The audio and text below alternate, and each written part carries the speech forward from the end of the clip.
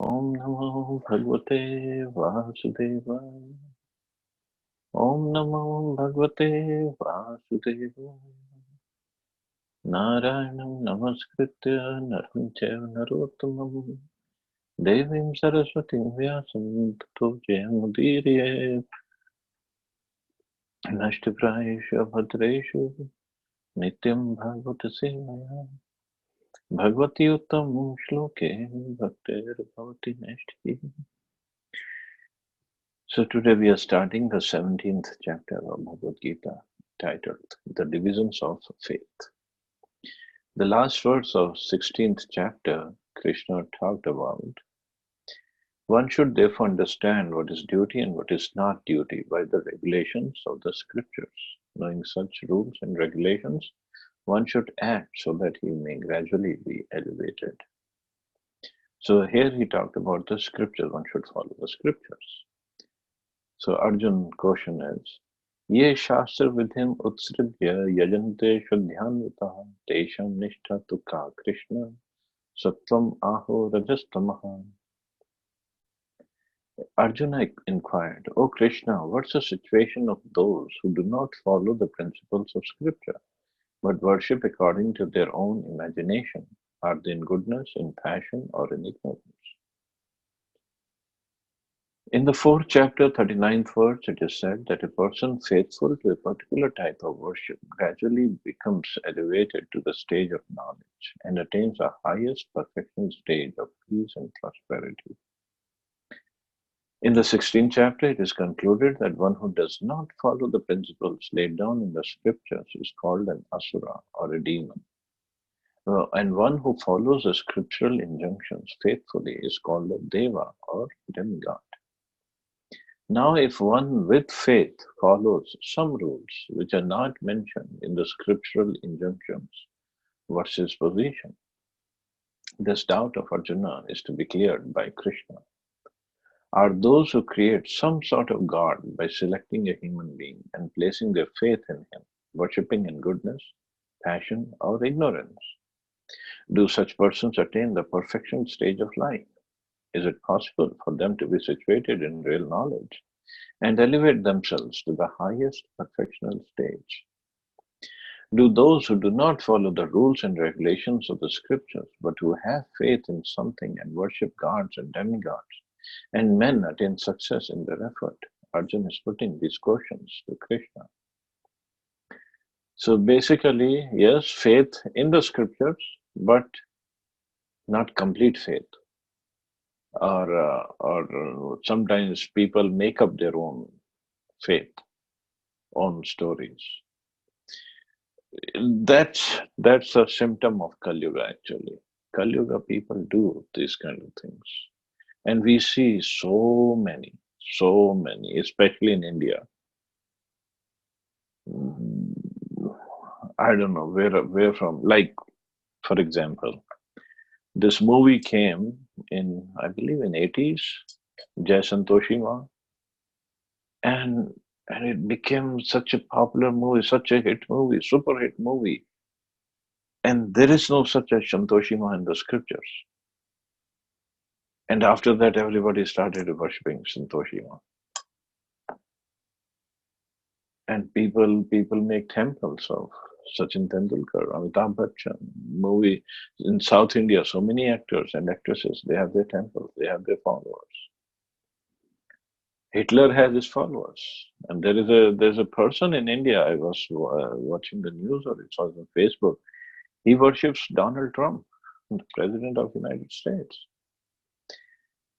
So Arjuna's question is, what happens to them? They're not following the scriptures, but they have some kind of faith.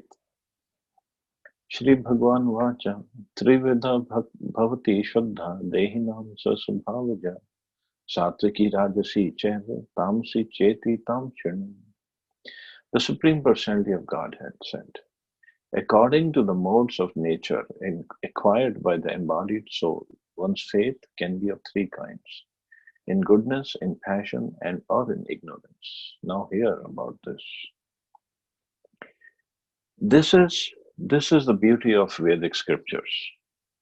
Here Krishna, the Supreme Personality of Godhead, telling Arjuna, there are faith, three kinds: goodness, passion, and ignorance. It's not like Krishna is saying to Arjuna, okay, this is what it is, and if you don't follow this, you'll go down to hell eternally. And Arjun didn't become fanatic. No, no, no, everybody has to follow this, otherwise we're going to kill you. No. Every soul has its modes of nature. I mean, depending upon modes of nature, he has his different kind of conditioning. In 12th chapter also, we saw how Krishna laid down the yoga ladder, it is called. Okay, first he said, give your mind to me. If you cannot do that, do this. If you cannot do that, do this. If you cannot do that, do this. If you cannot do that, do this. At least do this. At least do some social work. So it means there is room for everybody.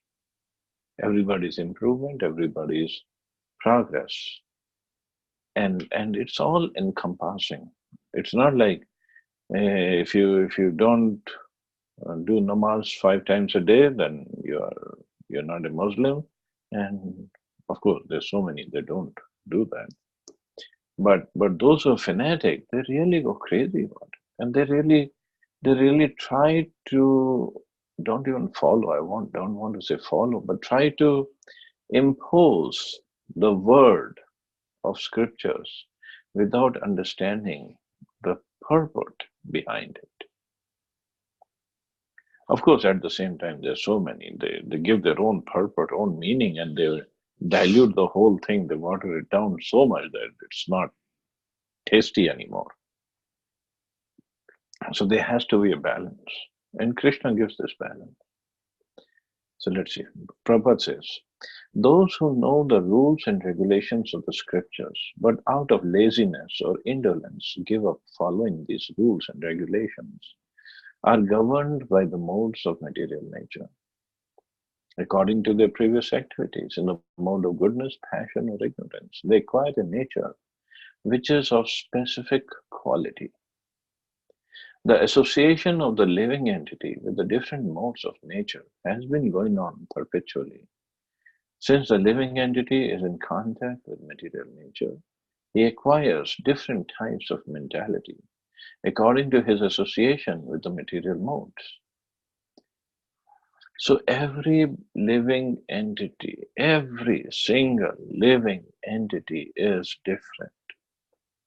Three modes of nature are common, but permutation combination of these three modes is different on different living entities.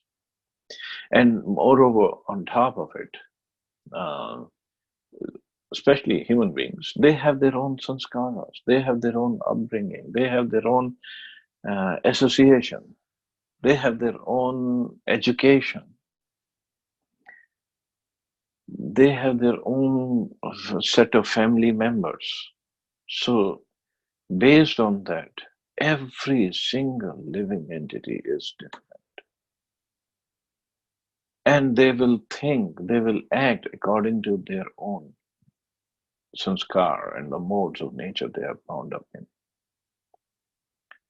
So one who knows this, one who understands that everybody is different and they are right in their own perspective. But at the same time, we have to find the absolute truth or absolute right. What is absolute? These are all relative rights. Everybody is right relatively. But we have to find out the absolute, which can be only given by an absolute person or a representative of the absolute person. So if you follow that, then, like Prabhupada is writing, gradually one can change, no, before that, but the nature can be changed if one associates with the bona fide spiritual master and abides by his rules and the scriptures. Gradually one can change his position from ignorance to goodness or from passion to goodness. The conclusion is that blind faith in a particular mode of nature cannot help a person become elevated to the perfectional stage. One has to consider things carefully with intelligence in the association of a bona fide spiritual master. Thus, one can change his position to a higher mode of nature. This is important. So yes, we are all born with certain sanskara, certain modes of nature covering our soul. But this all can change, and we can come to our original position depending upon how much association, how much we associate with the instructions of a bona fide spiritual master, how much we abide by the laws and instructions, and how seriously, with how much determination, how much sincerity we follow the process. We can slowly, gradually come to our original nature and give up this relative nature. Even in the original nature, of course, it's not relative, but every single living entity has its own relationship with Krishna. In that particular rasa, and even in that particular rasa, there are secondary rasas. In that secondary rasa, again, there can be gradations. So everybody has a different relationship with Krishna. That's also okay. But that's on the absolute platform. Here in the relative material platform, we are covered up with the three modes of nature. So our dealings with others should be in the mode of compassion. Actually, that's yes. If a person, if we think maybe he is or not, I don't know. If we think he is in complete ignorance, okay, so we should be more compassionate to him.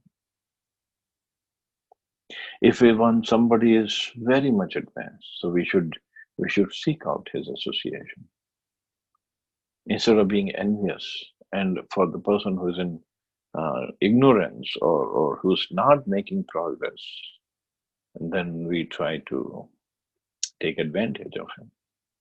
That should not be the case. Just like in the spiritual world, of course, every entity has a different relationship with Krishna, but the common theme there is everybody is trying to serve Krishna, everybody is trying to please Krishna. So there is no enviousness, there is no competition. Competition means healthy competition is there, but the enviousness part is not there. And nobody tries to take advantage of the other person. Nobody tries to exploit the other one. Like gopis can get angry at the flute, that the flute is very close to Krishna. And Krishna doesn't give us time. Although flute is in Shantras and gopis are in Madhurya of the topmost rasa, but the flute, they get angry at the flute. Although flute is in Shantras. But there is no enviousness. The idea is to please Krishna more. That's all. Here in the material world, we have a different concept of it. We become envious. If somebody has something or somebody doing something that we think he or she is not qualified, and I am more qualified, we become envious. Or we try to put somebody down. We bring him, like you said, we bring him down to our level. Instead of lifting ourselves to their level, we bring him down to our level. This is the material mode of nature. And it doesn't make anybody happy. In the spiritual world, everybody is completely happy, bliss. They're in bliss in serving Krishna. Material world is dukhalyam ashashvatam, because everybody is trying to put everybody else down. So from this mentality, we have to go to the spiritual mentality. So that is a process of bhakti. That is the process of yoga, actually. And this is what Prabhupada is saying. By following the instructions of bona fide spiritual master, we can change our nature. Our nature could have been enviousness. Our nature could have been getting angry at little things, inconsequential things. We get angry, or different.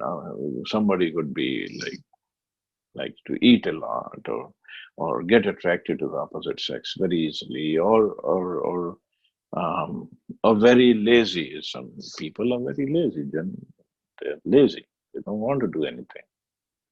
But all these things can change. Everything can change. We can come to our original nature, the original Swarupa, by following the instructions. Now, following the instructions, again, there are gradations. Everybody follows according to his own will, own determination, or his own sincerity. But then again, more we follow properly, more advancement we will make. Simple as that. So Guru, like Srila Prabhupada, he is also on an absolute platform, like Krishna. He's not on a relative platform. Although he comes down and deals with us in a relative way, but his vision is always from the absolute platform. And this is what Prabhupada is writing. Thus, one can change his position to a higher mode of nature. Text 3. Sattvanurupa sarvasya shuddha bhavati bharata shuddha mayo ayam purusha yoya shuddha saeva saha. O son of Bharat, according to one's existence under the various modes of nature, one evolves a particular kind of faith. The living being is said to be of a particular faith according to the modes he has acquired. So it depends upon the modes. He has a particular kind of faith. Everyone has a particular type of faith, regardless of what he is. But his faith is considered good, passionate, or ignorant according to the nature he has acquired. Thus, according to his particular type of faith, one associates with certain persons. Now, the real fact is that every living being, as stated in the 15th chapter, is originally a fragmental part and parcel of the Supreme Lord. Therefore, one is originally transcendental to all the modes of material nature. But when one forgets his relationship with the Supreme Personality of Godhead and comes into contact with the material nature in conditional life, he generates his own position by association with the different varieties of material nature.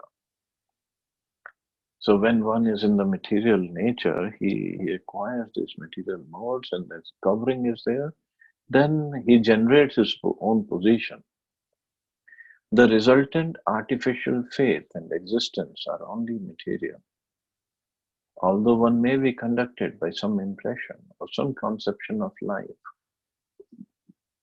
originally he is nirgun or transcendental. Nirgun now here, nirgun doesn't mean no guna. Nirgun means no material guna, no material modes. Guna also means modes, or guna means quality, no material qualities, that's all. So he's all completely transcendental. Therefore, one has to become cleansed of the material contamination that he has acquired in order to regain his relationship with the Supreme Lord. That's the only path back without fear, Krishna consciousness. If one is situated in Krishna consciousness, then that path is guaranteed for its elevation to the perfectional stage. If one does not take to this path of self-realization, then he is surely to be conducted by the influence of the modes of nature. So this is the absolute path that Prabhupada is saying. And of course, Krishna also speaks about it in Bhagavad Gita. Of course, Prabhupada, when he writes his purport, he writes it from bhakti point of view, which is what Krishna wants. But those who interpret Krishna's words in different way, they can say Krishna is talking about karma yoga, or jnana yoga, or dhyana yoga. Of course, as long as there is yoga, that path is still safe. But those who take out different meaning from words of Krishna in other ways, because of their being in different modes of nature, their level of consciousness, their faith in whatever they have. So they same words of Krishna, they'll take out different meaning. For example, even those on the path of bhakti, according to their level of consciousness, they'll also interpret words of Krishna in their. That's also happening, or it happens. It's not like everybody has reached that absolute platform and they will write or interpret or realize the meaning of Krishna's words on an absolute way. Not gonna happen. And as I said, even in the absolute plane, there are differences. Now, somebody could be in Shantras, somebody could be in Dasiras, somebody could be in Madhuriras. And even there, in that rasa, there are different secondary rasas, then there are different varieties. So, even in the spiritual world, or in the spiritual perspective, the interpretation or realizations would be completely different. And everybody, all the acharyas, that's why if you pick up books of different acharyas, they'll write differently. It's their level of realization. Is anybody wrong? No, they all are right. It's just we have to see who do we get most inspired by, who do we get more attached to.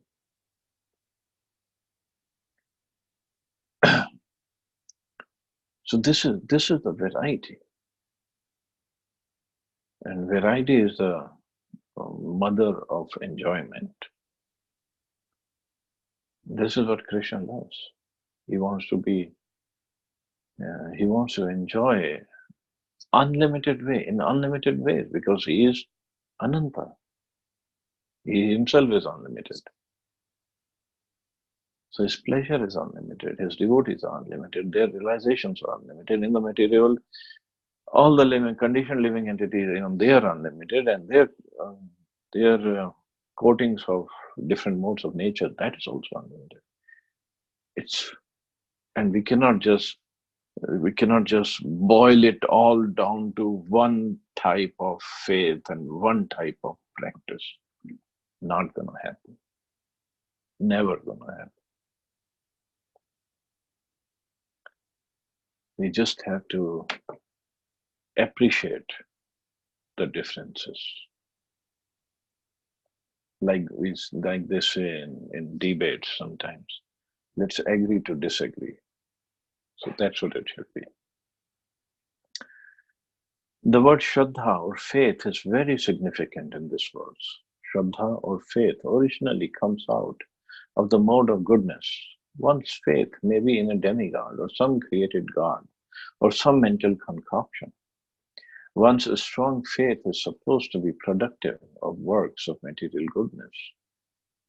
But in the material conditional life, no works are completely purified. They're all mixed. They are not in pure goodness. Pure goodness is transcendental. In purified goodness, one can understand the real nature of the Supreme Personality of Godhead. As long as one's faith is not completely in purified goodness, the faith is subject to contamination by any of the modes of material nature. The contaminated modes of material nature expand to the heart. Therefore, according to the position of the heart in contact with a particular mode of material nature, one's faith is established. It should be understood that if one's heart is in the mode of goodness, his faith is also in the mode of goodness. If his heart is in the mode of passion, his faith is also in the mode of passion. And if his heart is in the mode of darkness, illusion, his faith is thus also contaminated. Thus we find different types of faith in this world. And there are different types of religions due to different types of faith. The real principle of religious faith is situated in the mode of pure goodness. But because the heart is tainted, we find different types of religious principles. Thus, according to different types of faith, there are different kinds of worship. So we should develop compassion for everybody, actually. Somebody can have faith in something they worship. Somebody might be completely atheistic, somebody completely agnostic. It's just different modes of nature that soul is in. But we have to be able to see the transcendental soul, the Divya soul, and act accordingly. That's why in Bhagavad Gita only it is said, Vidya Vinay Sampanne Brahmane Kavi Hastini Shuni Chaya Shapake Cha Pandita Samdarshi. So, Vidya Vinay Sampanne, those who have Vidya knowledge, the real knowledge, transcendental knowledge, or realized knowledge, because of that one becomes humble, Vinay. He develops Vinay. Vinay Prabhu ki jai, Vinay Prabhu is there. So, so they have Vinay. Vidya, actually, the role of Vidya is what? It is also said, Vidya Dadati Vinayam. By knowledge, one should become humble, not become proud or arrogant. One should become humble. And in that humble way, or in that humility, one should be able to see everybody equally. Brahmane, you should be able to see Brahman, Gavi, cow, Hastini, elephant, Brahmane, Gavi, Hastini, Shuni, Chav, Shapakecha. Shuni means dog and a dog eater. One should be able to see everybody equally. One should be able to see the soul and the body they have according to their modes of nature, which they get according to the work or desires they have from the previous lifetimes. In fact, it's funny, when Prabhupada was preaching, and he would openly call everybody fools and rascals. Of course, that was his compassion. Actually, he was like shaking everybody out of their sleep. So somebody who was interviewing Prabhupada, he had read this verse, Pandita Samdarshina. He said, "You are a pandit, you are a scholar, you have knowledge. You should look at everybody equally. Why are you calling them fools and rascals?" Prabhupada said, "I look at them equally. They all are fools and rascals." So that was Prabhupada's way of looking at them equally. But Prabhupada's mood was to wake them up, to shake them, to wake them up from the slumber of ignorance, to get up and understand your position and serve Krishna. So here also we can say, so why you guys only recommend chanting of Hare Krishna Mahamantra? My faith is not in that. Of course, this process that Prabhupada has given, which is given by Krishna himself as Chaitanya Mahaprabhu, this is the process for this day and age of Kali Yuga. Of course, even in this process, the followers can be of different variety, different quality, different gradation, different consciousness. So they'll make their progress accordingly. And at the same time, not everybody will take up the process. It's not possible. Because this is an absolute process. To come to that level, one has to have lots of agyat sukriti, mercy of devotees, plenty of prerequisites are there to even come to the process and take it up seriously. What to speak of those who really take it up very seriously. So that again, it depends on, like Krishna is saying here, modes of nature, different modes of nature. Text 4. Yajante satvika devan yaksha rakshamsi rajasaha pretan bhut galashyani yajante tamasa janaha.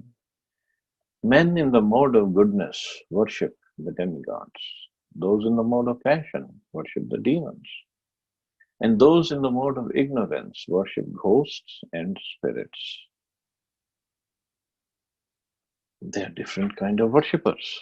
People like to follow this black magic or tantra and this and that. They are completely in mode of ignorance. What to do? In this verse, the Supreme Personality of Godhead describes different kinds of worshippers according to their external activities. According to scriptural injunction, only the Supreme Personality of Godhead is worshipable. But those who are not very conversant with or faithful to the scriptural injunctions worship different objects according to their specific situations in the modes of material nature. Those who are situated in goodness generally worship the demigods. But we think those who are in passion, they worship the demigod because they want more and more material facilities. But here, Prabhupada is writing, or Krishna also said in the shloka, those who are in the mode of goodness generally worship demigods. The demigods include Brahma, Shiva, and others such as Indra, Chandra, and the sun god. There are various demigods. Those in goodness worship a particular demigod for a particular purpose. Similarly, those who are in the mode of passion worship the demons. We recall, Prabhupada is saying, we recall that during the Second World War, a man in Calcutta worshipped Hitler because thanks to that war, he had amassed a large amount of wealth by dealing in the black market. Similarly, those in the modes of passion and ignorance generally select a powerful man to be God. They think that anyone can be worshipped as God and that the same results will be obtained. Recently, I came across a picture of Sai Baba as Krishna. I'll post it on the group after the class. So they are, of course, I'm nothing against Sai Baba as such. Great man, very austere person, big time yogi, I believe, but not God, not at the level of God, not even at the level of demigods. So that maybe that can follow in this case. So that the people think that anyone can be worshipped as God and the same results will be obtained. Now it is clearly described here that those who are in the mode of passion worship and create such gods. And those who are in the mode of ignorance and darkness worship dead spirits. Sometimes people worship at the tomb of some dead man. And those who go to different majar and put chadar over there. What is there? Some dead man. Sexual service is also considered to be in the mode of darkness. Similarly, in remote villages in India, there are worshippers of ghosts. We have seen that in India, the lower class people sometimes go to the forest. And if they have knowledge that a ghost lives in a tree, they worship that tree and offer sacrifices. These different kinds of worship are not actually God worship. God worship is for persons who are transcendently situated in pure goodness. In the Srimad Bhagavatam it is said, Sattvam Vishuddham Vasudeva Shabditam. When a man is situated in pure goodness, he worships Vasudeva. The purport is that those who are completely purified of the material modes of nature and who are transcendently situated can worship the Supreme Personality of Godhead.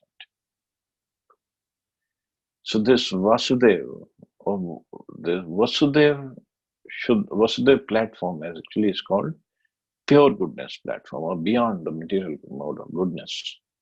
That is Shuddha platform or Vasudeva platform. So those who are in that platform, they are situated properly to worship Krishna. We we are pretty much in mode of passion and ignorance, mostly ignorance, very little goodness, or somebody could bring more goodness, but we still have plenty of combination of all three. So in these modes, although we are trying to worship Krishna, we are not at the Vasudeva platform yet, but by mercy of Prabhupada and his followers, and by when we when we are trying to follow the instructions of Prabhupada, we get the mercy of previous acharyas, Chaitanya Mahaprabhu, Paitattva, Radharani, Krishna, everybody. Then we have some hope to come to the transcendental level of Vasudeva platform. Impersonalists are supposed to be situated in the mode of goodness, and they worship 5 kinds of demigods. They worship the impersonal Vishnu form in the material world, which is known as philosophicized Vishnu. Vishnu is the expansion of the Supreme Personality of Godhead, but the impersonalists, because they do not ultimately believe in the Supreme Personality of Godhead, imagine that Vishnu form is just another aspect of impersonal Brahman. Similarly, they imagine that Lord Brahma is impersonal form in the material mode of passion. Thus, they sometimes describe 5 kinds of gods that are worshipable. But because they think that the actual truth is impersonal Brahman, they dispose of all worshipable objects at the ultimate end.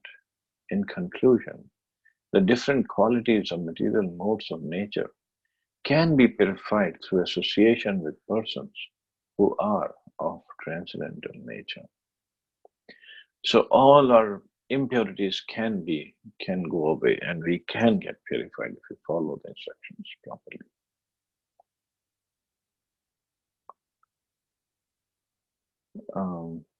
So further on, Krishna will talk about other aspects of 3 modes of nature. So we'll stop here. See anybody have any questions or comments?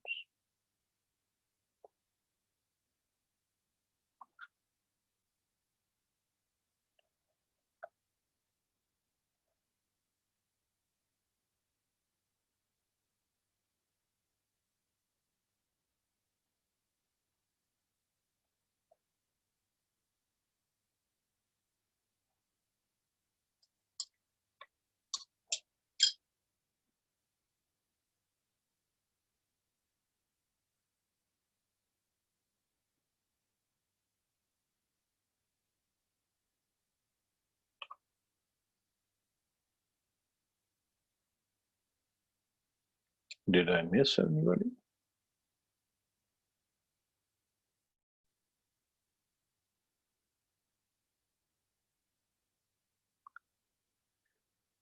Okay, so no questions, so we'll stop here. You all have a wonderful Sunday. Enjoy the rainy weather. We'll see you all tomorrow. Hare Krishna. Jai Srila Prabhupada. Jai Shri Hare Prabhupada. Krishna. Jai Srila Prabhupada.